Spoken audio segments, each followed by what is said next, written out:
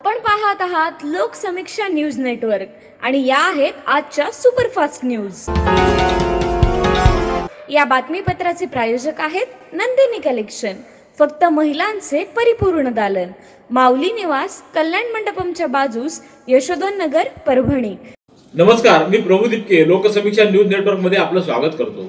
आपण पाहत आहात परभणीचं एकमेव बातमीपत्र Loksamiksha superfast. Red Apple exclusive MIDC परिसर, परभणी।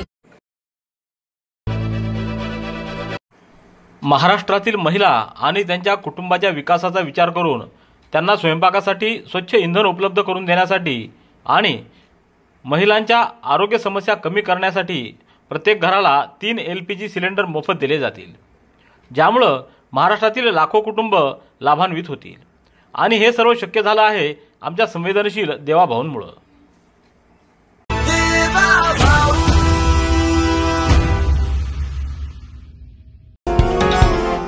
विधानसभा सार्वत्रिक निवडणुकीचा कार्यक्रम जाहीर झालेला असून उद्या 22 ऑक्टोबर ते 29 ऑक्टोबर दरम्यान दररोज सकाळी 11 ते 3 या कालावधीत नामनिर्देशन पत्र दाखल करता येणार आहेत। या कक्षात नियुक्त केलेल्या उमेदवारांची रंगीत तालीम निवडणूक निर्णय अधिकारी तथा उपविभागीय अधिकारी दत्तू शेवाळे यांच्या कक्षात पार पडली आहे। या तालिमीअंतर्गत डमी उमेदवार नागरगोजे यांनी आज उमेदवारी अर्ज दाखल केला।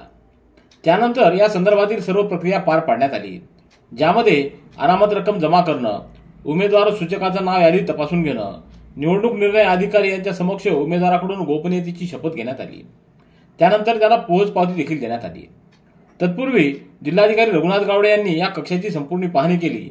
त्याचबरोबर तहसील कार्यालय परिसरात केलेली व्यवस्था, वाहतूक व्यवस्था व इतर सर्व बाबींची पाहणी जिल्हाधिकाऱ्यांनी करून याबाबतचं समाधान व्यक्त केलं आहे। पाथरी विधानसभा मतदारसंघासाठी महायुतीकडून राष्ट्रवादी काँग्रेसचे उमेदवार राजेश विटेकर यांना आज उमेदवारी घोषित करण्यात आली आहे। राष्ट्रवादी काँग्रेसचे राष्ट्रीय अध्यक्ष तथा उपमुख्यमंत्री अजित पवार यांनी आज राजेश विटेकर यांना उमेदवारीबाबतचे एबी फॉर्म दिलेला आहे। आमदार राजेश विटेकर यांची गेल्या काहीच महिन्यापूर्वी विधान परिषदेवर नियुक्ती झालेली होती। त्यानंतर विधानसभा लढण्याची जबाबदारी देखील पक्षाकडून त्यांना देण्यात आलेली आहे। तर पक्षाने दिलेली जबाबदारी आपण पूर्णपणे पार पाडू असा विश्वास आमदार राजेश विटेकर यांनी लोकसमीक्षाशी बोलताना व्यक्त केला आहे। परभणीच्या पोलीस मुख्यालयात पोलीस शहीद दिनानिमित्त अभिवादन करून त्यांना मानवंदना देण्यात आली।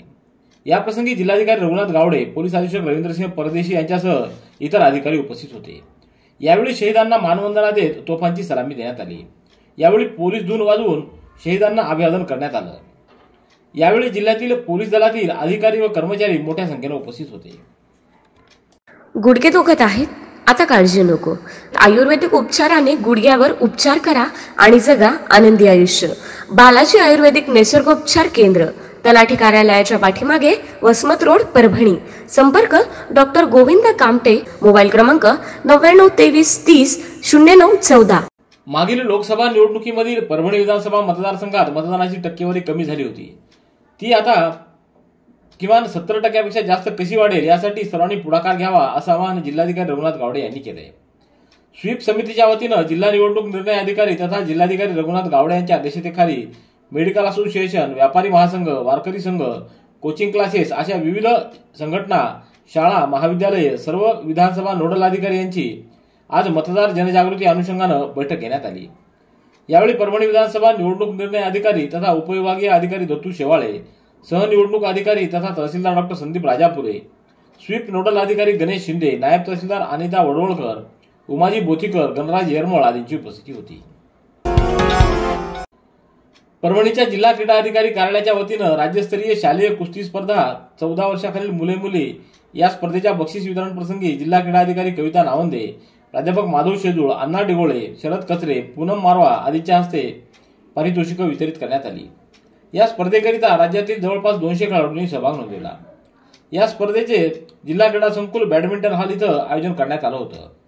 मुलांच्या गटात कोल्हापूर तर मुलींच्या गटामध्ये पुणे विभागाचं वर्चस्व राहिलं। राज्यातल्या 36 जिल्ह्यातून 8 विभागांमध्ये हे खेळाडू राज्यस्तरीय स्पर्धा खेळण्यासाठी परभणी जिल्ह्यात सहभागी झाले होते। परभणीच्या तहसील कार्यालयात उद्यापासून ओळखपत्राशिवाय प्रवेश मिळणार नाही। सर्व अधिकारी, कर्मचारी तसंच FST, SST, VVT, VST आणि कंट्रोल रूमचे सर्व अधिकारी व कर्मचारी यांनी तहसील कार्यालयात येताना आपले संबंधित कार्यालयाचे ओळखपत्र आणि निवडणूक विभागाने दिलेले ओळखपत्र किंवा विशेष ओळखपत्र सोबत ठेवणे आवश्यक आहे. ओळखपत्रांशिवाय कोणालाही पोलिसांकडून परभणी तहसील कार्यालयात प्रवेश दिला जाणार नाही. याची सर्वांनी गांभीर्याने नोंद घ्यावी असं निवडणूक निर्णय अधिकारी तथा उपविभागीय अधिकारी दत्तू शेवाळे यांनी आदेशित केलं आहे. परभणी इथं धम्ममैत्री संवाद अभियानाच्या वतीनं धम्मक्रांती बुद्ध भीम गीत गायन स्पर्धा संपन्न झाली. या स्पर्धेचं उद्घाटन आमदार डॉ. राहुल पाटील यांच्या हस्ते करण्यात आलं. 68व्या धम्मचक्र प्रवर्तन दिनाच्या निमित्तानं धम्ममैत्री संवाद अभियानाच्या वतीनं आयोजित बुद्ध भीमगीत गायन स्पर्धेत मराठवाड्यातल्या सर्वच जिल्ह्यातील कलावंत सहभागी झाले होते. यावेळी गायिका सुनीता कीर्तने, सुरेश हिवराळे, कचरू गोडबोले, राजू सोनवणे, गौतम भराडे, बिट्टू दातार, संजय आदोळे यांची उपस्थिती होती. रात्रीच्या वेळी प्रवास करणाऱ्या रेल्वे प्रवाशांना लुटण्यासाठी ग्रामीण भागातील वडगाव रेल्वे स्थानकावरील सिग्नलमध्ये बिघाड करून काकीनाडा ते शिर्डी रेल्वे पुन्हा वडगाव स्टेशनवर थांबवल्याची घटना शनिवार रोजीच्या मध्यरात्री म्हणजेच रविवारी रोजी पहाटेच्या सुमारास घडली आहे. या घटनेत प्रवाशांचं साहित्य चोरीस गेल्याची अद्याप तरी माहिती मिळालेली नाही. काकीनाडा येथून शिर्डीकडे जाणारी रेल्वे पुढील प्रवासासाठी शनिवार रोजी मध्यरात्री परळी इथून निघाली असता अज्ञात चोरट्यांनी वडगाव रेल्वे स्थानकात प्रवेश करण्यासाठी असलेल्या सिग्नलमध्ये तांत्रिक बिघाड करून 20 ऑक्टोबर रोजीच्या रात्री 1:30 वाजेच्या सुमाराला आउटर सिग्नलवर आड जंगलात रेल्वे थांबवून प्रवाशांना लुबाडण्याचा प्रयत्न केला. दरम्यान रेल्वेमध्ये असलेल्या रेल्वे सुरक्षा दलाच्या जवानांमुळे मोठी अनुचित घटना घडली नाही. सुमारे 45 मिनिटांपेक्षा अधिक वेळ ही रेल्वे आड जंगलातच थांबून होती. Red Apple furniture, smart furniture for smart people, exclusive Parbhani शहरातील भव्य शोरूम रेड ॲपल एक्सक्लुझिव्ह, भारतातील स्मार्ट फर्निचर ब्रँड आता आपल्या परभणी शहरामध्ये. हो, आता आपल्या परभणी शहरामध्ये. या अंतर्गत ऑफिस, बेडरूम, डायनिंग, लिव्हिंग इत्यादी प्रकारचे फर्निचर आपणास मिळेल. Bedroom set, bed, dressing table, sofa set, कपाट, डायनिंग टेबल, टीपॉय आणि स्टील फर्निचर इत्यादी सर्व प्रकारचे फर्निचर तेही आकर्षक किमतीमध्ये उपलब्ध आहे. एक वेळ अवश्य भेट द्या. रेड ॲपल फर्निचर, MIDC परिसर, भारतीय स्टेट बँकेच्या जवळ, परभणी. सेलू तालुक्यातल्या आम्रवन महाविहार देवगाव फाटा इथं वर्षावास समाप्तीचं औचित्य साधून आमदार मेघना बोर्डीकर यांच्या स्वयंकल्पनेतून साकार झालेल्या तथागत गौतम बुद्ध यांच्या मूर्तीचा भव्य लोकार्पण सोहळा व धम्मदेशना कार्यक्रम थाटात संपन्न झाला.